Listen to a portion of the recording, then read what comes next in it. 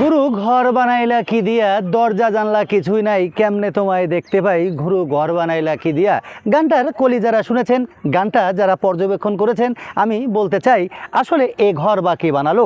আমি এই বগুড়া মহাস্থানগড়ের ইতিহাস নিয়ে কথা বলছি। সুপ্রিয় দর্শক, আমরা এই মহাস্থানগড়ের ইতিহাসের সম্পূর্ণ কিছু আপনাদের দেখাচ্ছি এবং আমার সাথে যে প্রাচীরটি আপনারা দেখছেন, এটি হলো সেই প্রাচীর, যে প্রাচীর ধরেই এককালে শাহ সুলতানের যুদ্ধ হয়েছিল এই প্রাচীর ঘেঁষেই।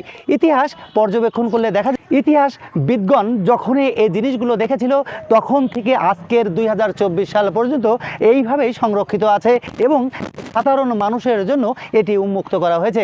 আপনারা বাংলাদেশের যে যে প্রান্তর থেকে এই বগুড়া মহাস্থানগড়ে আসবেন, আসার পরে এই দৃশ্যপটগুলো ঘুরে ঘুরে দেখবেন, আর দেখার পরেই আপনাদের মনের সম্পূর্ণ তৃপ্তিটুকু এসে যাবে।